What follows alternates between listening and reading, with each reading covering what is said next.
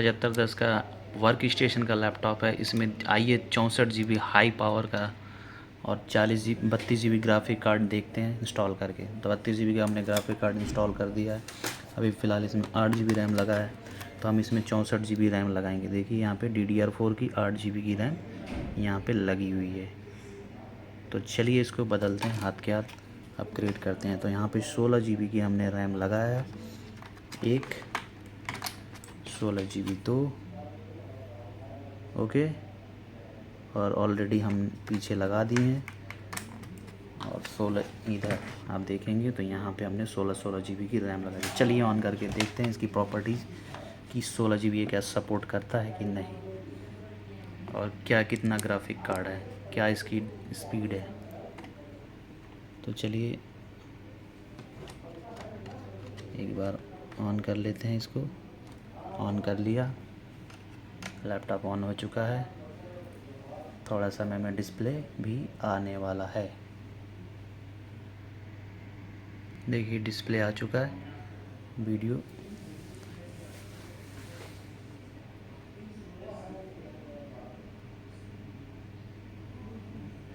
और ये बूट करेगा थोड़ा समय में।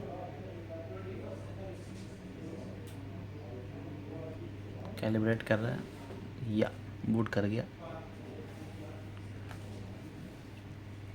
अब चलते हैं प्रॉपर्टीज़ में, देख लेते हैं इसका कितना GB रैम हमारा 16 32 64 GB रैम सपोर्ट करता है कि नहीं।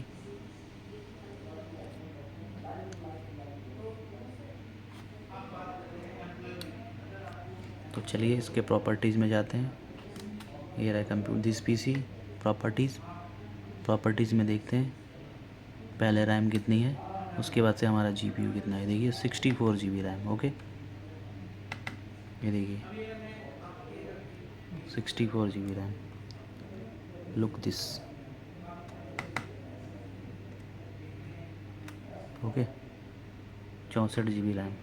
अब चलते हैं टास्क बार में देखते हैं। टास्क बार में देखते हैं कितना GB ग्राफिक कार्ड है। परफॉर्मेंस GPU देखिए 32 GB की GPU है, यानी graphic card, graphic user interface. और मेमोरी 64 GB यहाँ पे देख सकते हैं।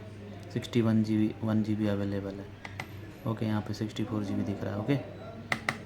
तो आशा करता हूँ ये वीडियो अच्छी लगी होगी। हाई पावर यहाँ पे E3 1505M वर्जन 5 का प्रोसेसर है। तो फिलहाल दोस्तों इस वीडियो में वीडियो अच्छा लगा तो चैनल को सब्सक्राइब कीजिए। धन्यवाद।